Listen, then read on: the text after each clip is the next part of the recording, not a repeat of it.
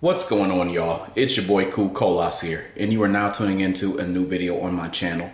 But before we get on to the topic, I would love for you to do a few things. Hit the like button, hit the subscribe button, hit the share button, share this with all your friends, family, and anybody else who you believe will enjoy this topic for today.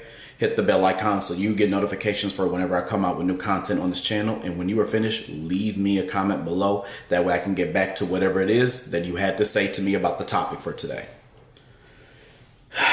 So for today, I'm going to be giving you all my thoughts on this whole idea of Joe Biden dropping out of the presidential race and my thoughts about Kamala Harris running for president. Before we get into my thoughts about this topic, we just need to make a few things clear.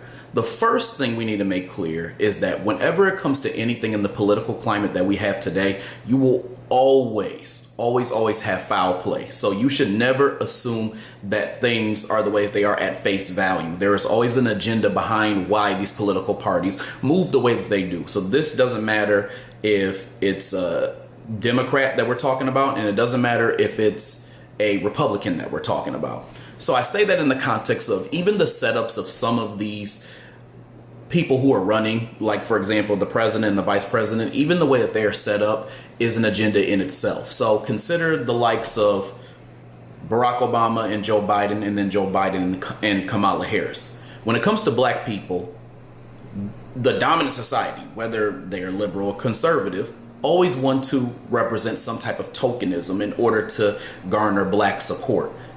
Democrats do this especially because they believe, and they have presented themselves to be this party that's supposed to be advocates for the black community, or also called people of color. So I say all that to say, if you look at Barack Obama and Joe Biden, even that setup shows you that there was this level of tokenism that they were trying to achieve. So they had a hand-picked person who happens to have melanated skin be their main guy, who was going to be their spokesperson for their talking points for the Democratic political party. And then they had Joe Biden behind Barack Obama because they didn't want to lose white support by having a black president and then a black vice president as well too. So they had to have a white guy there to kind of balance things out. The same thing happened with Joe Biden and Kamala Harris. If you look at the way it's set up, you had Joe Biden at the front because there's obviously a certain level of notoriety, for lack of better words. People know his name and that type of thing, especially him being affiliated with Barack Obama behind him already. But in order to garner black support, guess what they had? Kamala Harris behind them, who happens to be a melanated woman who could garner the black support. So even that in itself is already an agenda. But even if we're just looking beyond that, you have to consider the main reason why we vote. The problem with a lot of y'all is that you all have gotten into being brainwashed by the old nigga spirits of your hopeless ass parents and grandparents. You all have been brainwashed. And let me explain what I mean by that. A lot of you all talk about vote into, honor your ancestors and all this other shit. And the reality is that your ancestors, like I'm talking beyond your grandparents, beyond your parents, beyond your great grandparents, even to some extent, they did not fight for your right to vote just because, to vote for some random person because it's an honor for a black person to be able to vote all of a sudden.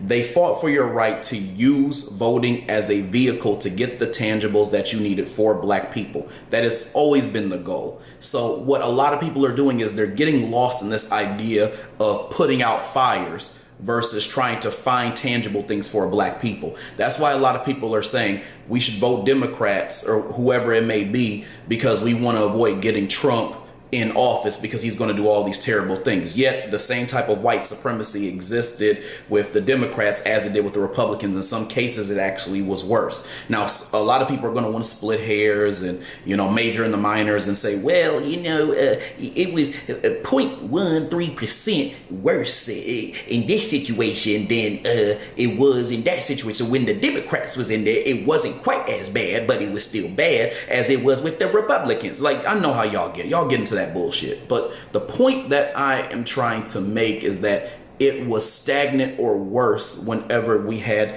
a liberal politician versus a Republican politician. I'm not saying the Republicans are better. I'm just saying that it didn't really sway anything one way or another. We still experienced white supremacy. Black people were still harmed. Black people were still killed with impunity. And all types of things happened to us. And we still have anti-black racism all over the country.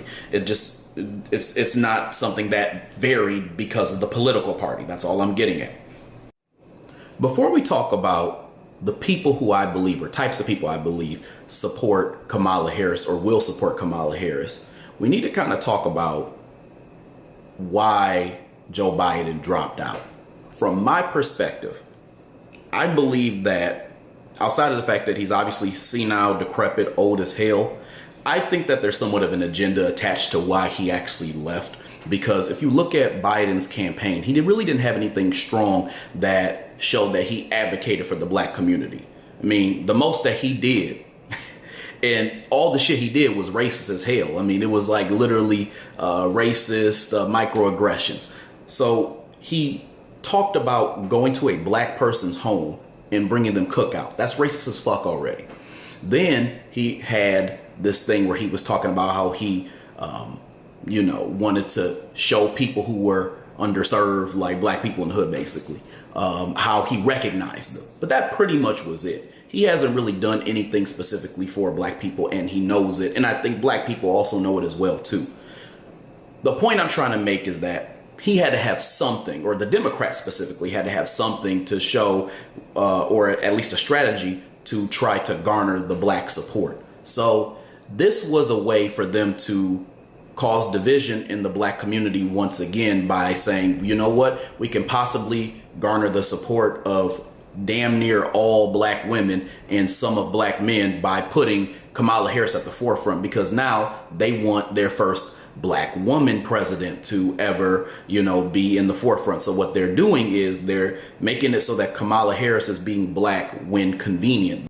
And I think to a certain extent, if we're being honest, I think Joe Biden and the Democrats in general knew that they were going to lose this election. So I think that they're kind of pulling out their trump card now because, he had that abysmal debate where he clearly wasn't even coherent. He thought that he probably was on Mars or some shit. And then they probably said, we're going to have to pull out our trump card and, try to win the black vote as much as possible and try to do something new. And so with that, the thing about Kamala Harris being endorsed by him is there's still a level of white support because Joe Biden is saying that he endorses her, and she was the vice president. So I think that's one of the reasons why they're going to put their backing behind her. So she's, again, their foot soldier, and they're putting her to work for the Democratic Party. And part of that is basically pandering to the black community as much as possible in order to get the black vote. Now, when it comes to the types of people who I believe are going to support and do support Kamala Harris the most, I think that we can put it into maybe 3 categories, and they can be divided out a little bit more, but I'm just giving you the base of what I believe. So the first category is what I would call the intersectional category. So those who are black, who are on this whole intersectional train, they already are with the Democrats and they have the same values. Then you have what I would call the op, or I think Tariq Nasheed would call the sock puppet account class. And then the last group of people that I believe are going to be the supporters of Kamala Harris are the shea butter samba class. And I think they're going to be the biggest supporters.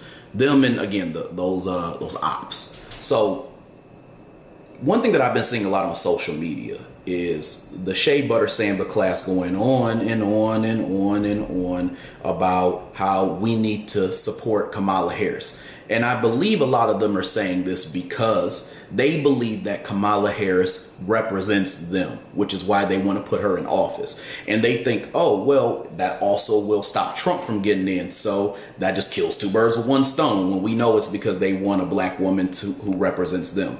But then I have to ask this question to a lot of the black women who say that they would support Kamala Harris. Like, why do you feel that she supports you? Because let's be real.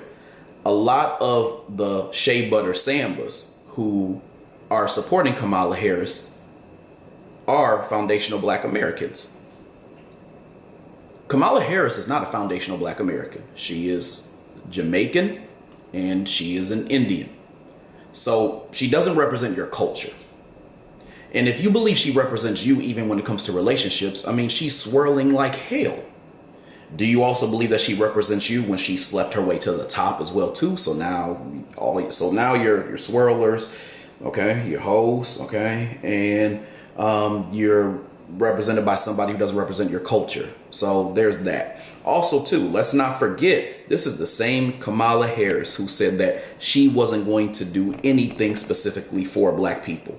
This is the same Kamala Harris who was trying to lock up mothers whose kids went truant and laughed about it. This is the same Kamala Harris who locked up a shit ton of Black men and hid the evidence even when they were proven innocent in order for them to prove their innocence. So this is the same person who you believe represents you. And let's be real. If that does represent you, fine. At least you are honest about it. But if it doesn't, then you really need to sit back and think about why is it that you support this person who has a rap sheet of being a terrible, despicable person. And my thing about the Shea Butter Samba class and what fucks me up about y'all is y'all go on and on and on about all of these fucking degrees, and y'all are still dumb as hell because you still want to vote for her ass. It's the dumbest shit. So, and I want to be clear. Although I'm saying all this stuff, I'm pretty sure there's a lot of Shea Butter Sambas who are watching this right now who are sitting back and they're saying, well, yeah, I mean, they probably deserved it. So they're probably justifying the stuff that she did, or they're denying it and saying, oh, she never did it, while conveniently ignoring that she blocked evidence in a case already, and she's blocking evidence that's used against her. She also, and from my perspective, based off of my own experience, is shown to be very manipulative and conniving and sneaky. I think I may have told this story in a speech that I did, that first speech that I did back in February. But I went to this NAACP event to listen to one of her speeches, but I also had a sign that talked about reparations. I did not protest. I just had the sign because it was in honor of MLK. The NAACP event took place in January, but I did a speech about it in February talking about this. So it's on my page right now if you want to go see it. But anyway, point is, on Martin Luther King Day, me and my wife, when I say we, actually were at a speech of hers, and we had a sign that talked about reparations, specifically a quote by Martin Luther King that said, "We're coming to get our check." Do you know that either she herself or the NAACP, or the combination of them, threw us out of the event because they believed that we were inciting a protest and we had done nothing but stood there with the sign? I'm saying all this to say that she is very conniving, and there is no way that she did not have a hand in getting rid of individuals who she thought were going to be detractors. But then she was the same person who sat there and used that exact same quote and switched it up and twisted it up and turned it up that I had on my board that I got thrown out for. So I'm saying all this to say that she is very manipulative and sneaky. And here's another thing, y'all. When we got thrown out of this event, we weren't aggressive. We didn't cuss at anybody. We didn't try to fight nobody. We didn't do anything like that. And they literally had police lined up with guns in their hands as if they were going to shoot us if we were. Mind you, we weren't. To escort us out of this event.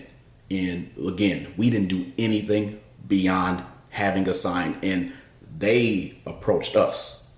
So I want to make it clear that I know what it means to be in a situation where you know about the behind the scenes things that someone can do, and then it looks to others like they didn't do that thing that you on the inside know that they did.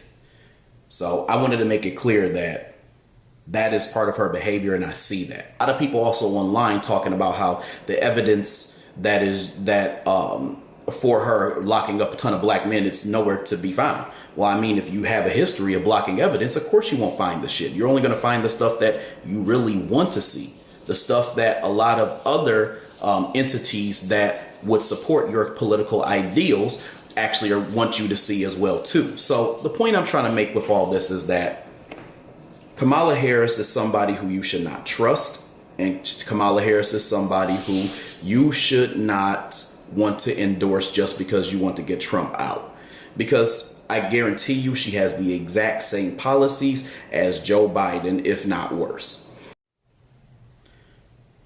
My message, though, with this whole idea of whether or not you should vote for Kamala Harris or Donald Trump is this, though. If a presidential candidate does not have a reparations plan for foundational Black Americans, a solid reparations plan, or is willing to work with foundational Black Americans who are in the political scene and know about what we deserve and what we are owed. If they do not have that, they are not worth voting for.